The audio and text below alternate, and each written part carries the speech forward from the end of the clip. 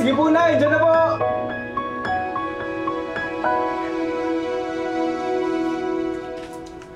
Uy, Nay. Mukhang masarap yung nilaga. Naaamoy ko na. Oh. May bisita pala kayo? Pre, kamusta na? Tim! Ayos lang. Sakto yung dating mo, kakain na. Nice one. Nay, tara ho, kain na tayo. Oo, oo.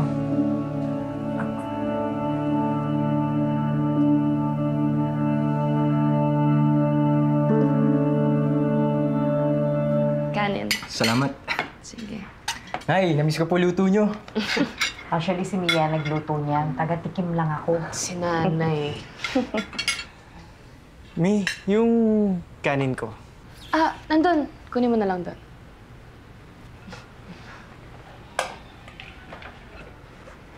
Nay, kanin na eh. Hindi pa rin pala kumakain na mainit na kanin si Leon. Spoiled kasi. Thank you, anak. O, Tim, kamusta ka naman? Oo nga. Kamusta ka naman? Parang naligaw ka ata. Straight from airport po ako. May 1-month vacation kasi ako. Napadaan lang para mangamusta. Airport eh. Wala ka man lang pasalubong? Meron. Actually, nasa kotse. Kunin ko later. Thank you. May gift din ako sa inyo, Nay. Sorry ata, hindi ako umabot sa birthday niyo kahapon. Salamat. Naman makailangan mag-abala pa.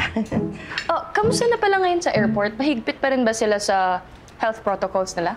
Thank you. Wala. Back to normal na.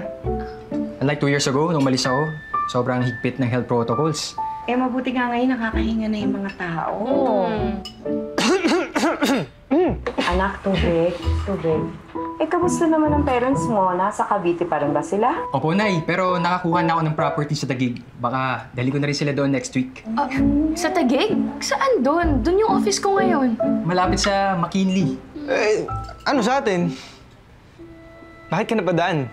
Okay naman si Nay tsaka si Mi. Kung mangangamusta ka lang, dapat nag-text ka na lang. Di. Yes, Mi. Practical lang akong tao, Mi. Kung mangangamusta lang siya, edi sana nag-text o tumawag na lang siya, di ba? Alam kong darating siya. Magkausap kami kahapon. Oops. Sorry ah. Ako pala yung di na-inform. Sorry po. Di, please. So, how's work, Mia? Kailan ka pa nalipat sa Taguig? Mag 1 year na din.